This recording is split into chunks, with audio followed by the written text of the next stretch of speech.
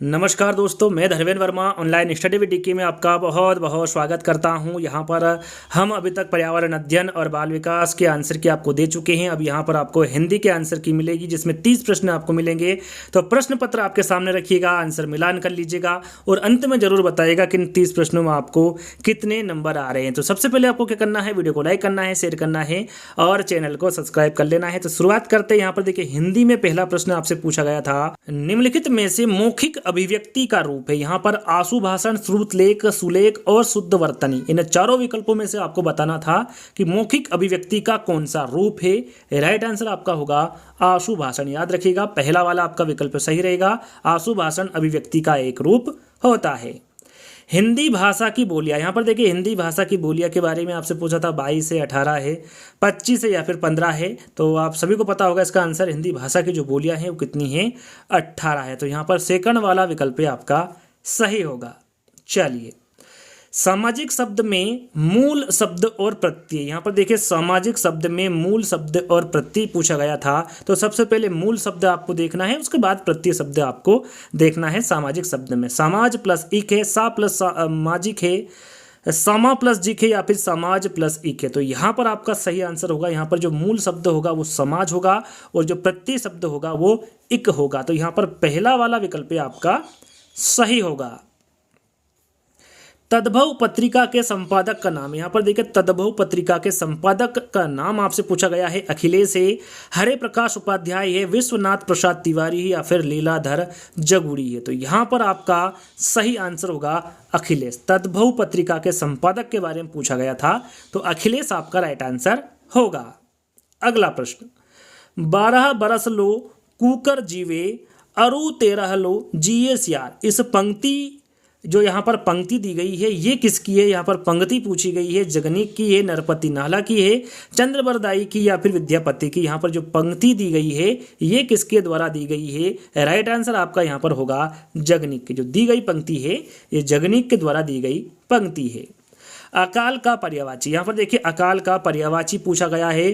अपरिहारी है, अंधियारा है, अक्षत है या फिर दुर्भिक्ष है। तो अकाल का जो पर्यायवाची शब्द होता है वो दुर्भिक्ष होता है। क्या होता है? दुर्भिक्ष। यहाँ पर फोर्थ वाला विकल्प आपका सही होगा। यहाँ पर देखिए एक मिश्रित वाक्य पूछा गया था, मिश्र वाक्य पूछा गया था। निम्नलिखित वाक्यों में से कौन सा मिश्र वाक्य है? क्या अध्यापकों के सम्मुख छात्र पढ़ते हैं? अध्यापक देखते हैं कि छात्र पढ़ते हैं? छात्र पढ़ते हैं और अध्यापक उन्हें देखते हैं, या फिर अध्यापकों के सम्मुख छात्र पढ़ते हैं? यहाँ पर मिश्रित वाक्य आपको बताना था।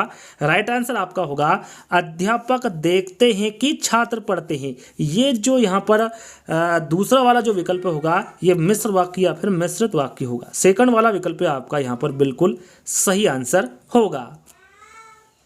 जिसकी पूर्व से कोई आशा ना हो के लिए एक शब्द क्या है? अनाहुत है, अपरिमेय है, अप्रत्याशित है या फिर प्रत्याशा है? राइट आंसर आपका 38 का होगा अप्रत्याशित। जिसकी पूर्व से कोई आशा ना हो उसके लिए एक शब्द क्या होगा? अप्रत्याशित होगा। चलिए, अगला प्रश्न है, श ध्वनि का उच्चारण स्थान क्या है? यहाँ पर देखिए जो श ध्वनि है इसका उच्चारण स्थान पूछा गया है। दंतालु है, तालु है, मूर्धा है या फिर दंत है? राइट आंसर आपका यहाँ पर हम डायरेक्ट 38 से 48 पे आ गए। यहाँ पर हमें थोड़ा सा ऊपर चलना था, उसके लिए सॉरी। तो यहाँ पर देखिए 38 से हम यहाँ पर 39वां प्रश्न यहाँ पर देखेंगे। मुझसे उठा नहीं गया वाक्य में वाच्य। यहाँ पर देखिए मुझसे उठा नहीं गया वाक्य में वाच्य आपको बताना था। इनमें से कोई नहीं, भाववाच्य है, कर्मवाच्य या फिर कर्तवाच्य है? राइट आंसर आपका 39 का होगा भाववाच्य। मुझसे उठा नहीं गया, इस वाक्य में कौन सा वाच्य होगा? भाववाच्य होगा। निष्कपट, निष्कपट शब्द का संधि विच्छेद क्या? यहाँ पर देखिए इसका संधि विच्छेद आपको करना था। निष्कपट का संधि विच्छेद क्या होगा? राइट आंसर आपका होगा निह प्लस कपट। और यहाँ पर क्या लगा हुआ है? विसर्ग लगा हुआ है। यदि इसमें पूछा जाता कि संधि कौन सी होगी तो इसमें विसर्ग संधि होगी। यदि यहाँ पर संधि पूछते तो विसर्ग संधि होगी, लेकिन यहाँ पर संधि विच्छेद पूछा गया है तो निह प्लस कपट आपका राइट आंसर होगा। इस देश में हिंदी भाषा का प्रयोग लिखने एवं बोलने में किया जाता है काफ़ी बार और ये प्रीवियस ईयर पेपर का प्रश्न है। वो कौन सा देश है जिसमें हिंदी लिखी भी जाती है और बोली भी जाती है? वो कौन सा? मॉरिशस है, पाकिस्तान है, दक्षिण अमेरिका है या फिर ऑस्ट्रेलिया है, इस देश में हिंदी भाषा का प्रयोग लिखने एवं बोलने में किया जाता है, वहाँ देश कौन सा होगा? मॉरिशस होगा। सूर सागर किस भाषा की रचना है? छत्तीसगढ़ी है, ब्रज है, बुंदेली या फिर अवधी है? इसके बारे में हमने काफ़ी बार जिक्र किया है। यदि आपने हमारे वीडियो देखे होंगे तो राइट आंसर आपको पता होगा। राइट आंसर होगा ब्रज। सूर सागर ये ब्रज भाषा की रचना है। वीरों का कैसा हो वसंत जो कविता है ये किसके द्वारा लिखी गई है? रामधारी सिंह दिनकर, माखनलाल चतुर्वेदी, सुभद्रा कुमारी चौहान या फिर सुमित्रा कुमारी चौहान। तो यहाँ पर आपका 43 का आंसर होगा सुभद्रा कुमारी चौहान। याद रखिएगा, वीरों का कैसा हो वसंत यहाँ कविता किसके द्वारा लिखी गई है? सुभद्रा कुमारी चौहान के द्वारा लिखी गई है। क्षेत्री में कौन सा विशेषण है? यहाँ पर जो क्षेत्री शब्द है इसमें विशेषण पूछा गया था। सार्वनामिक है, परिणाम बोधक है, संख्यावाचक है या फिर गुणवाचक है? 44 का आंसर होगा गुणवाचक। जो क्षेत्री शब्द हैं इसमें गुणवाचक विशेषण होगा। चौराहा शब्द में समास पूछा गया था। अवयवी भाव समास है, द्विगु समास है, द्वंद्व समास है या फिर कर्मधारय समास है? राइट आंसर आपका 45 का होगा द्विगु समास। जो चौराहा शब्द है इसमें कौन सा समास होगा? द्विगु समास होगा। निम्न में से किस शब्द की वर्तनी सही? यहाँ पर देखिए 4 विकल्प दिए गए हैं जिसमें शुद्ध वर्तनी आपसे पूछा गया है कौन सी होगी? तो यहाँ पर अनुग्रहित आपको बताना है कौन सा सही है, शुद्ध वर्तनी कौन सी है? राइट आंसर आपका होगा अनुग्रहित। आप इस तरीके से शुद्ध शब्द लिख सकते हैं अनुग्रहित को।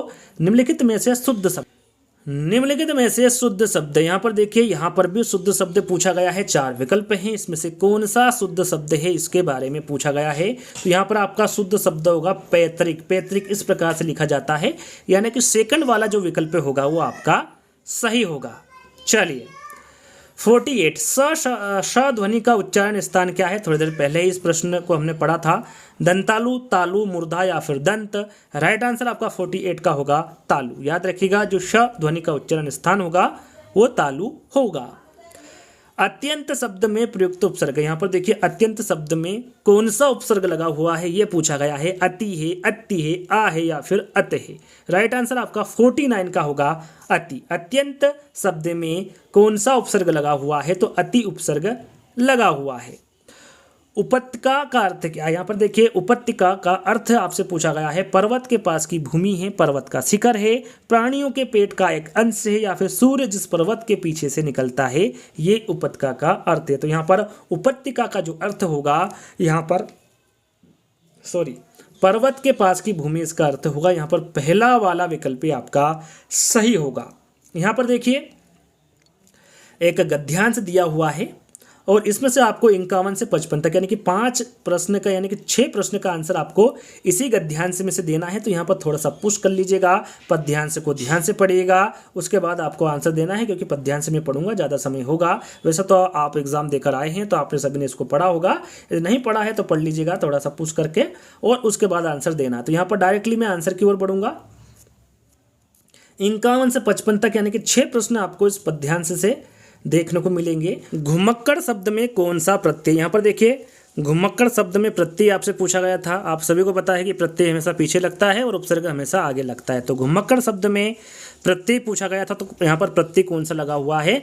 अक्कड़ लगा हुआ है। घुमक्कड़ शब्द में प्रत्यय अक्कड़ लगा हुआ है। स्वामी महावीर स्वामी का जन्म कहाँ हुआ था? यदि आपने जो पद्यांश दिया हुआ है उसको यदि ध्यान से पढ़ा होगा तो आप आसानी से इसका आंसर लगा सकते हैं। जो महावीर स्वामी का जन्म हुआ था ये वैशाली में हुआ था। कहाँ पर हुआ था? वैशाली में। तीसरा वाला यहाँ पर विकल्प आपका सही होगा। स्वछंद में कौन सी संधि? यहाँ पर देखिए स्वछंद में संधि आपसे पूछी गई थी। व्यंजन है, गुण है, दीर्घ है या फिर विसर्ग है? तो यहाँ पर स्वछंद में संधि पूछी गई थी। तो यहाँ पर स्वछंद में कौन सी संधि होगी? व्यंजन संधि होगी। महात्मा बुद्ध ने जब बुद्धत्व प्राप्त किया था तब उनकी अवस्था कितनी थी? 80, 45, 35 या फिर 12? तो यहाँ पर इनकी अवस्था के बारे में पूछा गया था, तो कितनी थी? 35 वर्ष थी। श्रुति धर्म का अर्थ क्या है? यहाँ पर देखिए श्रुति धर्म का अर्थ पूछा गया है। वैदिक धर्म है, मुस्लिम धर्म है, बौद्ध धर्म है या फिर जैन धर्म है? श्रुति धर्म का अर्थ क्या है? राइट आंसर आपका होगा वैदिक धर्म। पहला वाला विकल्प आपका सही होगा। अगला प्रश्न, इंगा, इंगा का उच्चारण स्थान होता है कंठ तालव्य होता है, मूर्धन्य होता है, कंठोष्ठ होता है या फिर नासिक्य होता है। यहाँ पर इंगा का उच्चारण स्थान पूछा गया है तो आपका राइट आंसर होगा नासिक। याद रखिएगा जो इंगा का उच्चारण स्थान होता है वो नासिक होता है। 4 गज मलमल में कौन सा विशेषण है? यहाँ पर देखिए 4 गज मलमल में विशेषण आपसे पूछा गया था कौन सा है? सार्वनामिक है, परिमाण बोधक है, गुणवाचक है या फिर संख्यावाचक है। तो यहाँ पर 4 गज मलमल में विशेषण आपसे पूछा गया था, राइट आंसर आपका होगा परिमाण बोधक। यहाँ पर सेकंड वाला विकल्प आपका सही होगा। समास का विलोम क्या? यहाँ पर देखिए समास का विलोम आपसे पूछा गया है, साहसिक है, समस्या है, सामाजिक है या फिर व्यास है। आपका राइट आंसर यहाँ पर होगा व्यास। समास का जो विलोम होता है वो क्या होता है? व्यास होता है। फोर्थ वाला विकल्प आपका सही होगा। शून्य का तत्सम रूप क्या है? यहाँ पर देखिए शून्य का तत्सम रूप क्या होगा? शून्य होगा, सुना होगा, सन होगा या फिर सुन होगा। शून्य का तत्सम रूप पूछा गया था, राइट आंसर आपका होगा शून्य। शून्य का तत्सम रूप क्या होता है? शून्य होता है। अंतिम प्रश्न, आंख की किरकिरी होने का अर्थ क्या होता है? बहुत प्रिय होना, कष्टदायक होना, धोखा देना या फिर अप्रिय लगना। राइट आंसर आपका होगा अप्रिय लगना। आंख की किरकिरी होने का अर्थ क्या होता है? अप्रिय लगना होता है। तो यहाँ पर आपके 30 प्रश्न हिंदी के यहीं पर समाप्त होते हैं। बाल विकास, पर्यावरण और हिंदी तीनों के आंसर की हम अभी अपलोड कर चुके हैं। आगे आपको मैथ्स, इंग्लिश और संस्कृत इन तीनों की जो आंसर की है वो जल्द ही देखने को मिलेगी। तो हम अगले वीडियो में जल्दी मिलते हैं। आपको इस वीडियो में बताना है कि आपको हिंदी में 30 प्रश्न में से कितने नंबर आ रहे हैं। तो अगले वीडियो में हम जल्द ही मिलते हैं। जब तक के लिए धन्यवाद।